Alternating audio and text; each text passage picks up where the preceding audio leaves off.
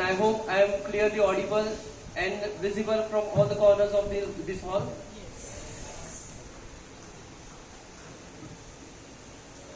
सबसे पहले सभी को मेरा साष्टांग नमस्कार। आज जैसे ही मैं इधर आया तो साज रखे हुए थे, साज के साथ साज के साजिंदे भी मौजूद थे और मैं बहुत डर गया, जैसे हमेशा डरता हूँ जब भी कभी मैं किसी जगह पे भाषण करने के लिए जाता हूँ और साज और साजिंदे अगर देखूं तो इतना डर लगता है, क्योंकि व्याख्याता होने से पहले मैं एक शास्त्रीय गायक हूँ और मुझे डर ये लगा रहता है कि कहीं वो कृष्ण का भजन सुना दे और मैं खुद को यमुना के तट पर पाऊं और उस भजन में मैं ऐसा खो जाऊं कि वहां से निकलना मुश्किल हो जाए। लेकिन आज जैसे ही आपने वैष्णव जन के स्वर छेड़े तो मुझे काफी राहत मिली, क्योंकि उस वक्त मैं यमुना के तट पर ना जाते मैं साबरमती के तट पर पहुंचा और जिस तरह से सब लोग बैठे थे यहाँ पे मुझे इतना अच्छा लगा। मुझे ऐसा महसूस हुआ कि मैं कोई समय यात्रा कर रहा हूँ। अपना जो स्वतंत्रता का संग्राम था उसमें मैंने खुद को पाया और ऐसा लगा कोई कांग्रेस का अधिवेशन चल रहा है। सब बच्चों ने कितना मधुर तरह से गाना गाया, मैं सबका अभिनंदन करता हूँ। आज महात्मा गांधी जी पे भाष्य करने के लिए मैं यहाँ आया हूँ। महात्मा गांधी जी से बहुत सारे ऐसे टॉपिक्स हैं जिसपे हम बोल सकते हैं। महात्मा गांधी और भारत का स्वतंत्र संग्राम, महात्मा गांधी और दक्षिण अफ्रीका का सत्याग्रह जो 22 साल का था, महात्मा गांधी और नेचुरोपैथी, महात्मा गांधी स्त्री सक्षमीकरण, महात्मा गांधी और भगवत गीता, महात्मा गांधी और ईसाई धर्म, महात्मा गांधी और अहिंसा, ऐसे बहुत सारे टॉपिक्स आते हैं गांधी जी से। लेकिन उसमें मुझे ऐसा लगता है सबसे जो आज के तारीख में इंपॉर्टेंट टॉपिक है वो है महात्मा गांधी और शिक्षा। उन्होंने जो शिक्षा के लिए बहुत उचित शब्द का प्रयोग किया, नई तालीम, और हम अभी बहुत जल्द न्यू एजुकेशन पॉलिसी 2020 में पाव रखने वाले हैं। उस वक्त गांधी जी ने सोची हुई शैक्षणिक धारणा क्या थी उसका हमें ध्यान करना चाहिए और उसके लिए आपने मुझे यहाँ आज निमंत्रित किया। फ्रेडरिक लुइस डगलस ऐसे इन नाम के ब्रिटेन के एक फादर थे। उन्होंने 7 सामाजिक पापों की एक यादी दी थी। वो सामाजिक पाप ऐसे थे कि politics without principle, wealth without work, knowledge without character, commerce without morality, science without humanity and worship without sacrifice. इसमें जो एक बीच का सामाजिक पाप है, नॉलेज विदाउट कैरेक्टर, कि आपके पास दुनिया भर का ज्ञान है लेकिन आपके पास चारित्र्य नहीं है, तो दुनिया की क्या अवस्था होगी, इसके बारे में हमें सोचना चाहिए। और जब हम इसके बारे में सोच करते हैं उस वक्त हमें गांधी जी के विचारों की जरूरत पड़ती है। यही 7 सामाजिक पाप गांधी जी ने 22 अक्टूबर 1925 में हरिजन में प्रसिद्ध किए थे और उन्होंने कहा था कि मेरे पूरे जिंदगी में मैं इन 7 सामाजिक पापों पे अध्ययन करता हूं। तो हमें भी आज उन पे अच्छी तरह से चिंतन करना चाहिए। सबसे पहले आप मुझे बताइए कि आपके निजी जीवन में आप जब भी ट्रेन से ट्रेवल करते हैं या कॉलेज तक आते हैं या आप आपके घर पे रहते हैं, आप समाज में रहते हैं, तो कौन कौन से सामाजिक पापों का आप सामना करते हैं? आप कोई एग्जाम्पल बता सकेंगे? कोई बता सकेगा कि आप क्या देखते हैं कि जो आपको लगता है कि ये बात सही नहीं चल रही है समाज में?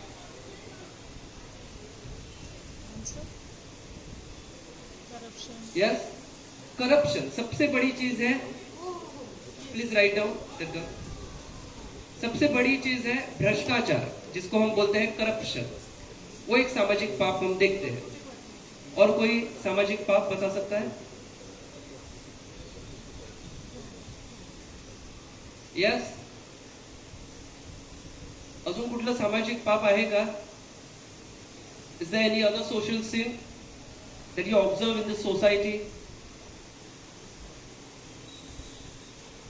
You are allowed to present your thoughts in any language. किसी भी भाषा में बोल सकते हैं। इंग्लिश, हिंदी, मराठी, किसी भी भाषा में आप बोल सकते हैं की तुम्हाला कुठलं सामाजिक पाप तुम्ही जेव्हा येता तेव्हा तुम्हाला दिसायला, तुम्ही बघत असता, त्याचा अनुभव घेत असता। यस, हिंसा, करप्शन, वायलेंस किंवा हिंसा। यहाँ कितने लोग ऐसे हैं जो ट्रेन से ट्रेवलिंग करते हैं? यस, तो ट्रेन में आपको क्या पाप दिखाई देता है? ट्रेन में बहुत सारे पाप रहते हैं, क्योंकि पापी मन जहां जहां पे रहता है वहां पे पाप होना तो आसान बात है। लेकिन पापों की लिस्ट बहुत कम आ रही है। मुझे लग रहा है कि आप सब सतयुग में ये जी रहे हैं। बहुत अच्छी बात है कि आप पाप से इतने रूबरू नहीं है। ट्रेन में सबसे ज्यादा क्या होता है? झगड़ा। तो झगड़ा जो होता है वो भी एक पाप है, सामाजिक पाप है। देखिए, फाइट, झगड़े से बड़ा पाप एक है जो उसी वक्त होता है। लोग अपना काम छोड़ के उधर उधर ध्यान देते हैं। ओके, तो वो भी एक सामाजिक पाप है। और कहीं ना कहीं पे ऐसे बहुत सारे पाप हम ला सकते हैं। कहीं ना कहीं पे अपनी जो शिक्षण व्यवस्था है वो उसके लिए रिस्पॉन्सिबल है, और इसके लिए हमें ये शिक्षण व्यवस्था को ही बदलना है। आप देखिए, ट्रेन में हमेशा आप देखते हैं झगड़े होते हैं। तो वो दिन क्या हुआ मुझे भी नहीं मालूम। मैं तो हमेशा ट्रेन में जाते वक्त रीडिंग करता रहता हूँ। आप ट्रेन में सोते हैं, वो भी एक पाप है। ट्रेन में रीडिंग करना चाहिए हमेशा। आपके पास मोबाइल है, मोबाइल में आप व्हाट्सएप मैसेजेस अगर पढ़ सकते हैं तो व्हाट्सएप पे कोई अच्छे मैसेजेस लाके कोई पीडीएफ बुक भी आपके मोबाइल में हो सकता है, वो भी आप पढ़ सकते हैं। लेकिन आप वो नहीं करते, आप गॉसिपिंग करते हैं, सोते हैं, वो भी एक सामाजिक पाप। उसका परिणाम बहुत दुर्गामी रहता है। तो मैं हमेशा की तरह रीडिंग कर रहा था। सामने वाले आदमी को क्या हो गया मुझे भी नहीं मालूम। वो जोर जोर से गालियां देने लगा। मैंने उस पर ध्यान ही नहीं दिया। मुझे नहीं मालूम था कि वो मुझे गालियां दे रहा है, और मैं मेरा मोबाइल पढ़ रहा था। तो उसने मुझे बोला, अरे मी तुला बोलत आहे आणि तू लक्ष नहीं दे। तो मैंने ऐसा मास्क निकाला का मला बोलत आहात तर हा तुला आणि का लक्ष दे इथे मी काय बोलतोय ते। तर मी सांगितलं मी लक्ष द्यायला लागलो तर माझी ती 4-5 पानं राहायची। तो मला लक्ष नहीं द्यायचं, मी हसतच सांगितलं। वो आदमी भी हंसने लगा और बोलता है कैसे कैसे पागल लोग आते हैं ट्रेन में, और अपने गांव चला गया। अभी मानिए अगर मैं भी उसको 2-4 गालियां देता, या मैं भी गुस्सा होता, मराठी तो मुझे भी आती है, गालियां तो सुन सुन के भी आ सकती है। अगर मैं उसको गालियां देता, क्या उसके बाद मैं ट्रेन में पढ़ पाता? मेरा मन अशांत हो जाता। वो तो ट्रेन की सवारी के बारे में। उसके बाद मैं कॉलेज पहुंचता, पूरे दिन मेरे मन में वही ख्याल रहता। मैं 1-2 स्टूडेंट पे गुस्सा हो जाता, बहुत अच्छी तरह से गुस्सा हो जाता। फिर वो स्टूडेंट भी अपना गुस्सा किसी और पे निकाल देता। पाप से पाप बढ़ता जाता है। लेकिन मैंने क्या किया, मैंने जस्ट उसको स्माइल किया और वो जो टॉपिक है उधर के उधर खत्म किया। वो आदमी ने भी वो टॉपिक उधर खत्म किया। हो सकता है कि उस आदमी को ही पश्चाताप हुआ हो बाद में। एक गांधीवाद है। ये सीख हमें सिर्फ गांधीवाद से ही मिल सकती है। Eye for an eye will make this world blind. अगर आप आंख को आंख ही देते रहे तो पूरी कायनात, पूरी दुनिया अंधी बन जाएगी। तो इसलिए गांधी विचारों पे अमल करना बहुत जरूरी है। आज जबकि हम गांधी जी के शिक्षा व्यवस्था पे भाष्य करने वाले हैं, चिंतन करने वाले हैं, तो गांधी जी के जीवन से जुड़े कोई ऐसे किस्से हम पहले सुनेंगे। तो आप जो देखते हैं, जब भी आपकी एग्जाम आती है आप बहुत डरे हुए रहते कि एग्जाम आ रही है, एग्जाम में पढ़ाई तो कुछ हुई नहीं है, अब क्या करने का। फिर आप बहुत गलत गलत तरीके इस्तेमाल करते हैं। हाथ पे लिख के जाओ, रुमाल पे लिखो, या क्लास में किसी को पूछो बाय यूजिंग डेफ एंड डम पीपल्स लैंग्वेज, हम सबको मालूम है वो। वैसे ही एक अनुभव गांधी जी के जीवन में आया था जब वो राजकोट में थे और अल्फ्रेड स्कूल में वो दाखिल हुए थे। उस स्कूल में मिस्टर गिल्स नाम के एक ब्रिटिश अधिकारी आए थे और ब्रिटिश अधिकारी ने केटल ए वर्ड लिखने को स्टूडेंट को बोला, तो मोहनदास को वो स्पेलिंग नहीं आ रहा था। अभी ब्रिटिश अधिकारी आए हैं, उनके सामने अपना इंप्रेशन रहे, इसलिए जो अंग्रेजी के टीचर थे वो मोहन को बोल रहे हैं कि बाजू वाले स्टूडेंट के बुक से वो कॉपी करो। तो मोहन ने कहा मुझे नहीं मालूम, लेकिन बचपन में ऐसी कुछ तो चीज थी जिसके वजह से मुझे सत्य की तरफ बहुत ज्यादा लगाव था, तो मैं कॉपी नहीं कर पाया। बाद में मेरे वो जो टीचर थे वो मुझ पे गुस्सा हुए कि मैंने खुद से तुम्हें बोला था कि तुम अपने पार्टनर जो है आपका जो क्लासमेट है उसके नोटबुक से कॉपी कर सकते हो, तो तुमने क्यों नहीं कॉपी किया। लेकिन गांधी जी ने बोला कि वो मैं चीज कभी जिंदगी में नहीं कर सकता था। ये सबसे बड़ी गांधी जी के जीवन की सीख है कि आपको कभी भी कॉपी नहीं करनी चाहिए, क्योंकि आप कॉपी करते हैं, एग्जाम तो आप पास होते हैं, लेकिन जिंदगी की जो एग्जाम आपको देनी है, आप जब इंटरव्यू के लिए जाएंगे और अगर मानो वही सवाल आपको पूछा गया तो आप क्या जवाब देने वाले हैं। इसलिए हमेशा इस तरह की माल प्रैक्टिस से आप दूर रहिए। दूसरी चीज ऐसी है जो युवाओं में जो बहुत बड़ी समस्या बढ़ गई है, या आत्महत्या कर रहे हैं। अभी आत्महत्या का सबसे बड़ा रीजन क्या है, हमारे में उतना टॉलरेंस नहीं है और सहन शक्ति ना होने के कारण कोई भी चीज हम सह नहीं सकते और तुरंत जाके सुसाइड करते हैं। इस सुसाइड के बाद आपके परिवार पे, समाज पे जो बीतती है वो आप नहीं जान सकते। तो गांधी जी के जीवन में भी एक ऐसा समय आया था। गांधी जी को बचपन में, गांधी जी और उनके एक दोस्त थे शेख मेहता, उनको ऐसा लग रहा था कि हम बच्चे हैं और हमेशा हमें बड़ों के आदेश मानने पड़ते हैं, हमें ऐसे आदेश की जिंदगी में नहीं जीना है, उससे अच्छा तो हम मर जाए। और उन्होंने सुसाइड की कोशिश भी की, लेकिन बाद में उनको लगा कि सुसाइड करके क्या होगा, उससे अच्छा तो वापस अपने घर आओ और अच्छी तरह से अपनी जिंदगी बिताओ। और उन्होंने वो सुसाइड का जो प्लान किया था वो एक साइड रख दिया। तो ये गांधी जी के जीवन की छात्रों के लिए दूसरी सीख है। तीसरी चीज, गांधी जी जब लंदन गए बैरिस्ट्री सीखने के लिए, तो बैरिस्ट्री सीखते वक्त वहां के जो संस्कृति है उससे वो काफी आकर्षित हुए। वहां के लोग जिस तरह से जीते हैं, तो गांधी जी ने सोचा मैं भी ऐसा ही जीऊंगा। और उसके लिए उन्होंने काफी खर्चे किए, नया सूट लाया। उस टाइम में फैशन थी कि वायलिन सीखो, डांस सीखो, तो उसके क्लासेस लगाए। और उस वजह से वो पढ़ाई पे अपना कंसंट्रेशन नहीं लगा पा रहे थे। तो उन्होंने सोचा इससे अच्छी चीज है कि मैं पढ़ाई पे ध्यान दूं और ये सारी चीजें एक साइड में रख दूं। All the vain things that charm me most, I sacrifice them to his blood.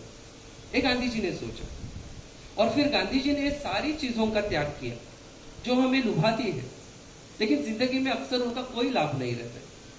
और फिर उन्होंने अपना पूर्ण लक्ष्य अपने पढ़ाई पे केंद्रित किया। ये गांधी जी के जीवन की तीसरी बात है जो आज के समय में आपके लिए इंपॉर्टेंट है। उसके बाद आप सबको वो स्टोरी मैच नहीं बताने वाला हूं, क्योंकि हमें गांधी जी की शिक्षा पे विचार करने का है। गांधी जी साउथ अफ्रीका में थे, बहुत कठोर अनुभव आए। उस वक्त भी उनके बीच का छात्र हमेशा जागरूक अवस्था में था। तो इस कदर उन्होंने हर एक चीज की शिक्षा हासिल की कि आपको सैनिटेशन कैसा करना है, उनका साइंटिफिक मेथड का उन्होंने लर्निंग किया। आपको मेडिकल, मतलब आपकी जो भी कोई भी बीमारी रहती है तो उसका इलाज निजी स्तर पे कैसा करना चाहिए, उसका उन्होंने अध्ययन किया। और यही वजह है कि उनका देवदास नाम का जब लड़का पैदा हुआ तो वो डिलीवरी गांधी जी ने खुद की। तो गांधी जी एक नर्स की तरह भी उन्होंने अध्ययन किया। उसके बाद उन्होंने देखा कि साउथ अफ्रीका में एक बार्बर ने उनका बाल काटने के लिए मनाही किया। तब गांधी जी ने बाल कैसे काटने के इसकी भी शिक्षा हासिल की। ये सब सीखने के कारण गांधी जी एक नई शिक्षा व्यवस्था को लेके आए और वो शिक्षा व्यवस्था थी नई तालीम। अभी नई तालीम मतलब क्या है? You can write. सबसे पहले मैं आपको नई तालीम के कुछ फीचर्स बताना चाहता हूं। सबसे पहले नई तालीम में जो फीचर आती है डिग्निटी ऑफ लेबर। अभी डिग्निटी ऑफ लेबर मतलब क्या? गांधी जी ने रस्किन की अनटू द लास्ट नाम की एक किताब पढ़ी थी और उस किताब से उनको पता चला कि गटर में काम करने वाला जो मजदूर रहता है उसके काम को जितनी डिग्निटी है, जितना महत्व है, उतना ही महत्व डॉक्टर के काम को है और उतना ही महत्व लॉयर के काम को है। मतलब कोई काम हल्का नहीं है, कोई काम भारी नहीं है। इसको हम बोलते हैं डिग्निटी ऑफ लेबर। जब उन्होंने डिग्निटी ऑफ लेबर का पार्ट भारतीयों को पढ़ाया तो उन्होंने कहा कि किसानों का लड़का पढ़ाई लिखाई करता है, आगे जाके उसको अगर जॉब नहीं मिलता है तो क्यों ना वो अपने बाप दादा के का जो पेशा है, जो खेती का है, उस पे वापस आ जाए। लेकिन हम ब्रिटिश सोसाइटी में रहते वक्त डिग्निटी ऑफ लेबर भूल गए। हमें लगता है वो काम हल्का है और उस वजह से हम अनएम्प्लॉयमेंट का शिकार बन गए। सबसे पहले हमें डिग्निटी ऑफ लेबर सीखना चाहिए कि कोई भी काम, चाहे वो सफाई हो, चाहे वो खेती हो, चाहे वो मजदूरी हो, सबको इक्वल रिस्पेक्ट से हमें देखना चाहिए। अभी हमने जो बोला पर दुखे उपकार करे तो ये मन अभिमान न आने दे, तो मन में जब हम अभिमान लाते हैं, जब हम इगोइस्टिक बन जाते हैं, उस वक्त डिग्निटी ऑफ लेबर हम भूल सकते हैं। तो सबसे पहले हर एक काम को देखने का अपना नजरिया साफ रहना चाहिए और खुद के जो काम रहते हैं वो हमें खुद करने चाहिए। हमने खुद खाना खाया, हम कॉलेज में आते हैं, टिफिन खाते हैं, टिफिन गिर जाता है, हम हमेशा किसको बुलाते हैं? पियून को बुलाते हैं या सफाई कर्मचारी को बुलाते हैं। उस वक्त हमें देखना चाहिए कि वो मेरा खाना गिर गया है, मुझे खुद से वो उठाना चाहिए, उसकी सफाई करनी चाहिए, ताकि बाद में जो सफाई कर्मचारी आए उसके लिए वो काम और आसान बन जाए। ऐसा अगर हम कोऑपरेशन रखेंगे तो ना सिर्फ हम डिग्निटी ऑफ लेबर का पालन कर पाएंगे, लेकिन उसके आगे जाके हम कोऑपरेट भी कर पाएंगे और दुनिया में हम एक बदलाव लाएंगे। दूसरी जो चीज है development of mind and body. आप पढ़ रहे हैं, इकोनॉमिक्स की एक डेफिनेशन आपको पढ़नी है, तो आप क्या करते हैं? एग्जाम के कुछ दिन पहले economics is a social science which studies human behaviour as a relationship between ends and can means which have alternative uses. इसका मीनिंग क्या है? और फिर वो आपके ऊपर एक डेड वेट का काम करता है।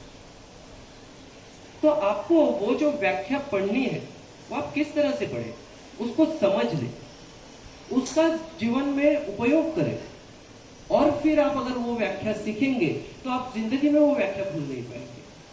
लेकिन उसके लिए सबसे ज्यादा इंपॉर्टेंट है development of mind and body. And whenever there will be development of mind and body, there will be awakening of your soul. So right, soul awakening, आपका जो आत्मा है वो जागृत हो उठेगा। अभी ये चीजें क्यों जरूरी है?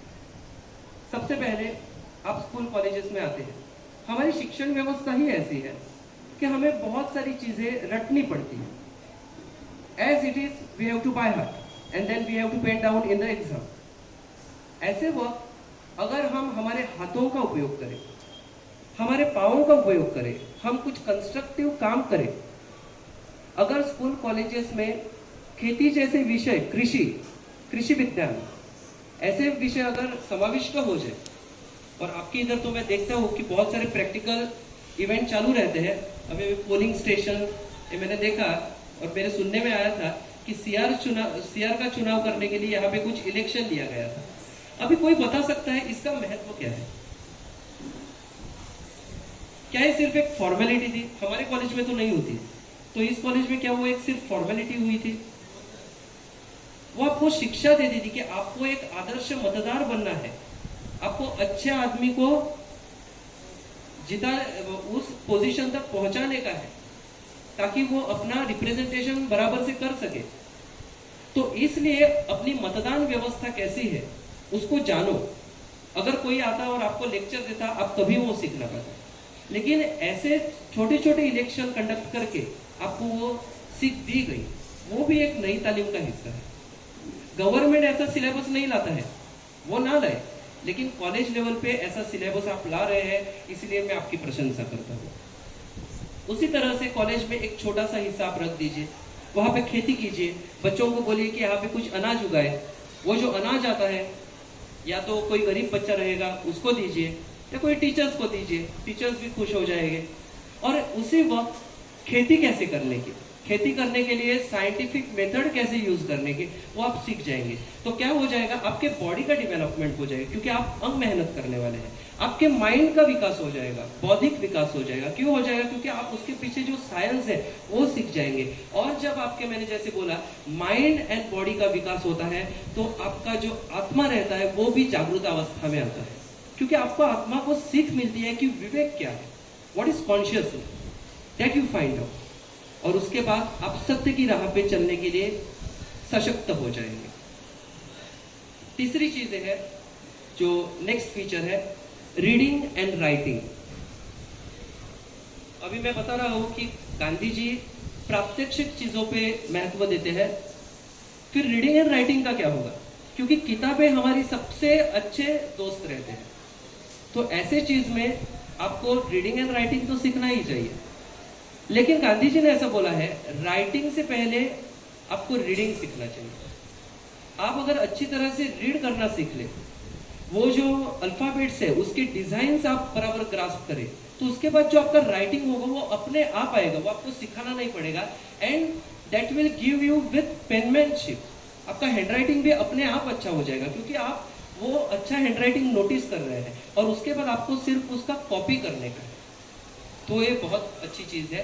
तो आपको रीडिंग एंड राइटिंग में बहुत ज्यादा से ज्यादा ध्यान देना चाहिए। जो भी चीज आपके दिमाग में नहीं आती है, अभी जैसे मैंने आपको इकोनॉमिक्स की एक डेफिनेशन बताई, उसी तरह से मैं आपको कुछ और क्रिटिकल चीज ऐसी बताऊं जो आपके समझ में नहीं आती है, आपको क्या करना चाहिए, तुरंत उसको राइट करना चाहिए। And while writing you have to read, you need to understand that particular point. फिर क्या हो जाएगा, हर एक चीज आप आसानी से सीख सकते हैं। तो reading and writing is the next feature. उसके बाद utilisation of resources, optimum utilisation of resources. अभी गांधी जी ने कहा है कि हमेशा आपको प्रैक्टिकल चीजों का उपयोग करना चाहिए। तो मैंने आपको एक एग्जांपल दिया कि आप खेती कर सकते हैं, कॉलेज में, स्कूल में खेती कर सकते हैं। लेकिन उसी वक्त गांधी जी ने क्या बोला, प्रैक्टिकल चीजें आपको सीखनी चाहिए, लेकिन कैसी प्रैक्टिकल चीजें, जो चीजें आपके उपयोग में आए। जैसे कि एक उदाहरण के तौर पे, अगर मैं खिलौने बनाना बच्चों को सिखाता हूँ, तो खिलौने कैसे बनाने के ये बच्चे सीख जाते हैं, उसकी वजह से कला का विकास होता है। ज्योमेट्री भी सीखते हैं, क्योंकि खिलौने बनाने के लिए हमें बराबर मेजर लेना पड़ता है, तो ज्योमेट्री भी सीखते हैं। लेकिन उसके बाद वो खिलौनों का आपके लेवल में क्या उपयोग है, वो आप बताइए। फिर वो खिलौने क्या हो जाएंगे, वेस्ट हो जाएंगे। तो गांधी जी ऐसा बताते हैं, उसकी वजह से आप दुनिया भर का ज्ञान पाते हैं, लेकिन एक बहुत अच्छा ज्ञान जो है वो आप खो बैठते हैं, और वो ज्ञान है ऑप्टिमम यूटिलाइजेशन ऑफ रिसोर्सेस। दुनिया में बहुत संसाधन है जो अपनी दैनंदिन जो जरूरतें रहते हैं वो पूर्ण कर सकती है, लेकिन अपनी जो कैपेसिटीज रहती है, अपनी जो हाव रहती है, वो पूरी करने के लिए दुनिया के पास कुछ नहीं है। और इसीलिए हमें ऑप्टिमम यूटिलाइजेशन ऑफ रिसोर्सेज की तरफ जाने का है। यहाँ कॉमर्स के कोई बच्चे हैं? All are commerce students, okay, very good. तो कॉमर्स में कंसेप्ट आपने बार बार पढ़ी होगी, optimum utilisation of resources. Can anyone explain me what is that? Optimum utilisation of, yes that boy, can you please give me mic?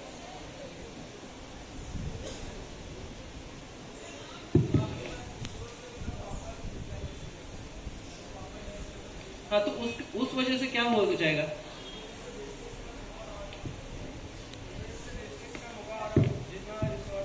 Very nice answer. Yes. Whenever there are minimum input and maximum output, automatically there will be reduction in wastage. And whenever there is reduction in wastage, it will lead to improvement of efficiency. उसका एक मैं बहुत छोटा सा एक example देता हूँ। आपने महाभारत पढ़ा होगा, पढ़ा नहीं होगा, लेकिन महाभारत की कथाएं तो आपको मालूम रहेगी। जब श्री कृष्ण के पास अर्जुन गए और दुर्योधन भी गए, दोनों के पास ऑप्शन था, या तो श्री कृष्ण को ले ले या श्री कृष्ण की नारायण सेना को ले ले। और सबसे पहला क्लेम अर्जुन का था। फिर भी अर्जुन क्या बोलता है, पहले दुर्योधन को जो चाहिए वो उसको लेने दो।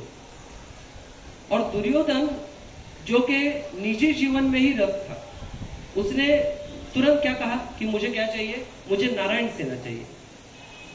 तो अर्जुन क्या कहता है, मुझे नारायण सेना नहीं चाहिए, मुझे श्री कृष्ण चाहिए। क्योंकि उसको मालूम था कि जिसमें पूरी कायनात बसी हुई है, अगर वो एक आदमी मेरे साथ रहे तो मुझे कोई परास्त नहीं कर सकता। और फिर आप जानते हैं महाभारत के आखिरी दौर में क्या हुआ, कौन जीत गया, अर्जुन ही जीत गया। इसी को हम कॉमर्स में बोलते हैं ऑप्टिमम यूटिलाइजेशन ऑफ रिसोर्सेज। एक ही आदमी था, लेकिन उस आदमी को सब चीजें पता थी कि किस तरह से ये युद्ध में हमें विजयी होना चाहिए। उसी तरह से आप कॉमर्स जब करते हैं, आप ट्रेड करते हैं, बिजनेस करते हैं, हमेशा ऑप्टिमम यूटिलाइजेशन ऑफ रिसोर्सेज आपको ध्यान में रखना चाहिए। अपने निजी जीवन में आप खाना खाते हैं, मुझे कितना खाना खाना चाहिए, कितनी जरूरत है, वो भी बहुत महत्वपूर्ण है। हम खाना किस तरह से खाते हैं, अगर हम जल्दबाजी में खाना खाते हैं तो ज्यादा खाना जाएगा। हम अगर स्लो खाना खाते हैं तो बहुत कम खाना जाएगा और वो खाने का बहुत अच्छी तरह से पचन होगा। तो वो भी ऑप्टिमम यूटिलाइजेशन ऑफ रिसोर्सेज है। आप स्टडी करते हैं, हमेशा स्टूडेंट की एक ऐसी मांग रहती है कि हमें ज्यादा से ज्यादा टाइम दो, क्योंकि हमें टाइम नहीं है स्टडी करने के लिए। आप 1 ही घंटा स्टडी कीजिए, लेकिन अच्छी तरह से कीजिए। उस वक्त आपका ध्यान मोबाइल में नहीं रहना चाहिए, उस वक्त आपका ध्यान किसी बाहर के थॉट में नहीं रहना चाहिए, किसी बाहर की चीज में नहीं रहना चाहिए, सिर्फ मैं और मेरा पढ़ाई। उस वक्त आप वक्त का भी सदुपयोग कर सकते हैं, जिसको हम बोलते हैं ऑप्टिमम यूटिलाइजेशन ऑफ रिसोर्सेज। आज ये पूरी दुनिया जिस दौर से गुजर रही है कि रिसोर्सेज आर स्कैर्स, रिसोर्सेज संसाधन अपने पास ज्यादा नहीं है, और अगर हम optimum utilisation of resources follow नहीं करते हैं तो दुनिया की खैर नहीं है। जीसस ने एक जगह पे बोला है कि blessed are the meek for they shall inherit the earth. ऐसा क्यों कहा गया है? क्योंकि जो गरीब है उनको मालूम है संसाधनों का अच्छी तरह से बखूबी से यूज कैसा करना चाहिए, और जब वो वैसा करेंगे तो ये सारे जो संसाधन इस वसुंधरा पे मौजूद है वो हम अच्छी तरह से यूज कर पाएंगे और अपनी जरूरतें जो है वो पूर्ण कर पाएंगे। उसके बाद आइडियल सिटीजन। शिक्षा का क्या कार्य है? हमें आइडियल सिटीजन बनने का है। अगर आइडियल सिटीजन मतलब क्या? फिर से मैं ट्रेन ट्रैवलिंग पे आता हूं। विरार टू चर्चगेट हम ट्रैवलिंग कर रहे हैं, और पूरी देर अगर हमें विरार में सीट मिलता है तो चर्चगेट पहुंचने तक हम बैठे ही रहते हैं। हमारे सामने एक आदमी विरार से खड़ा है और चर्चगेट आने तक वो आदमी खड़ा है।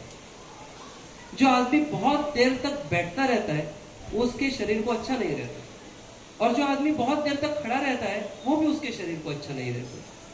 तो ऐसा करें, कुछ स्टेशन जाने के बाद उसको बोलिए आप बैठिए, फिर 2-4 स्टेशन जाने के बाद फिर से आप बैठिए, 2-4 स्टेशन के बाद फिर से वो बैठ जाएगा। आप भी खुश, वो भी खुश, और हम जो कह रहे हैं कि वसुधैव कुटुंबकम, ये पूरी कायनात एक परिवार है, वो परिवार बनाने में हम सक्षम हो जाएंगे। तो इस चीज में लोगों की कंप्लेंट ऐसी रहती है, मैं पहले जगह देता था लेकिन मुझे कोई जगह नहीं देता था, इसलिए मैंने जगह देना छोड़ दिया। अगर हर कोई ऐसा सोचने लगेगा फिर वसुधैव कुटुंबकम कभी नहीं होगा। आप आपके स्तर पे इस प्रयोग की शुरुआत कीजिए, और धीरे धीरे मतलब कितना धीरे, 10 साल, 20 साल, 50 साल, 100 साल जाने दीजिए, लेकिन कभी ना कभी ये बदलाव आएगा।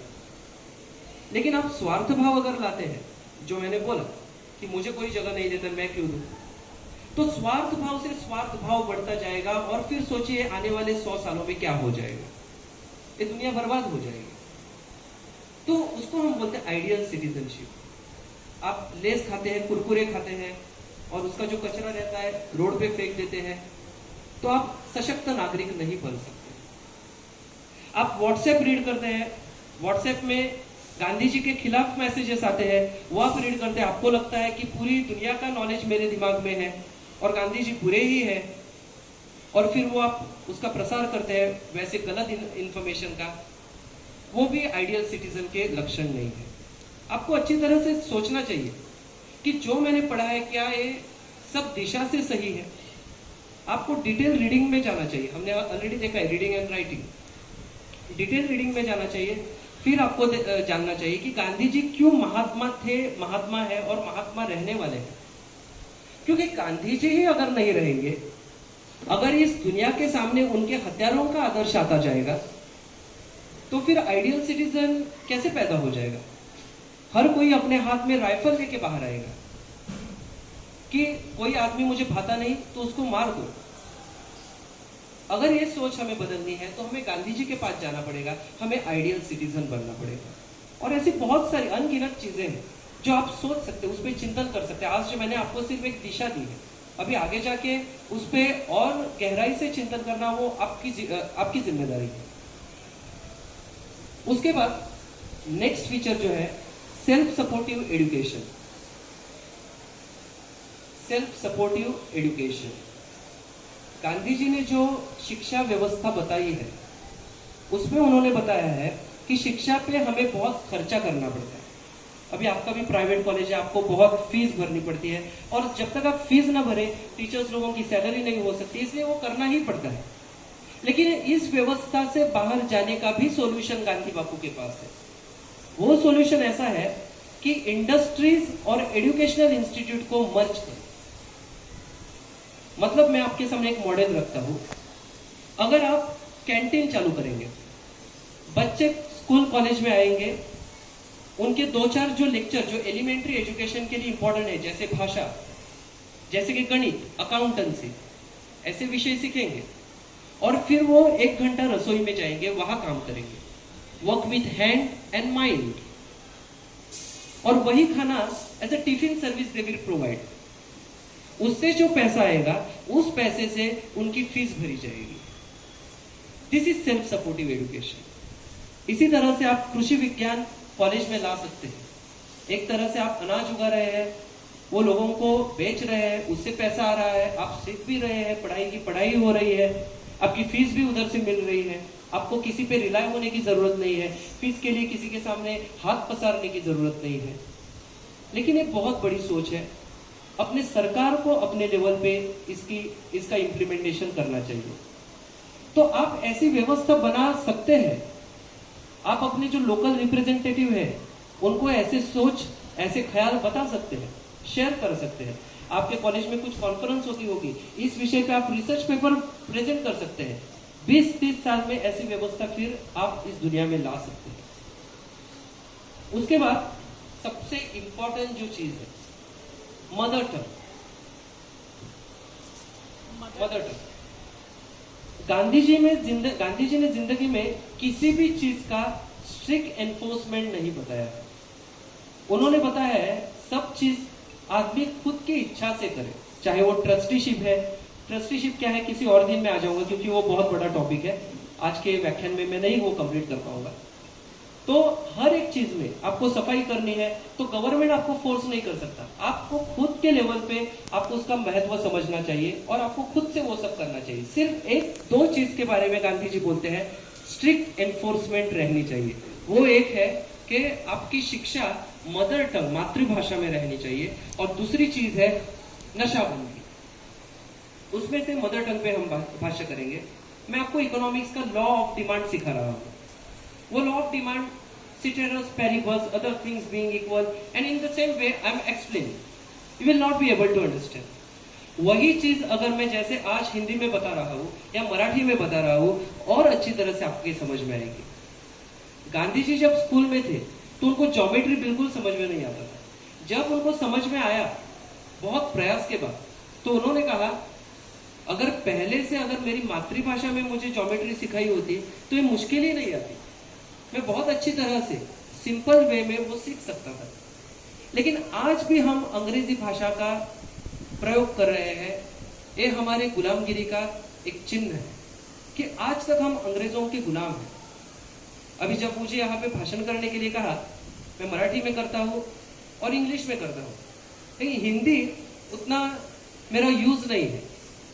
तो बहुत बार मुझे इसका खेद है कि बहुत मुझे शब्द इंग्लिश के यूज करने पड़ते हैं। अभी यूज इंग्लिश, ये सब मैं इंग्लिश ही उसका ही प्रयोग कर रहा हूँ। तो इस व्यवस्था से हमें बाहर जाना चाहिए। अपनी हिंदी भाषा जो बहुत समृद्ध है, मैं आजकल उसका अध्ययन कर रहा हूँ ताकि जब नेक्स्ट ईयर में यहाँ पे आ जाऊँ, मैं कम से कम अंग्रेजी शब्दों का इस्तेमाल करूँ। तो वो मातृभाषा की तरफ हमें जाना चाहिए। आपके टीचर्स मुझे तो लगता है यहाँ पे मातृभाषा में सिखाते हैं। अंग्रेजी अगर रहेगा वो अंग्रेजी में ही सिखाना चाहिए। उसमें कोई ऐसे डिफिकल्ट वर्ड्स अगर रहेंगे तो वो आपको मातृभाषा में सिखा सकते हैं।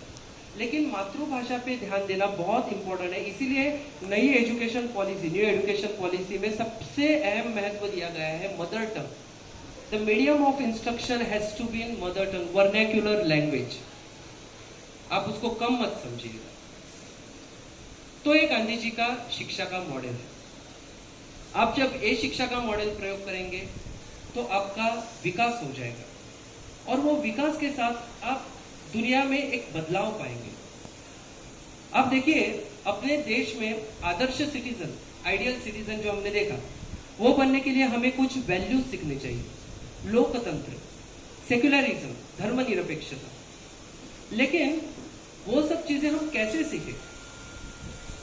हमें ध्यान में रखना चाहिए कि आज अपना देश धर्मनिरपेक्ष है, वो गणतंत्र है, एक गांधी जी के प्रयासों की वजह से है।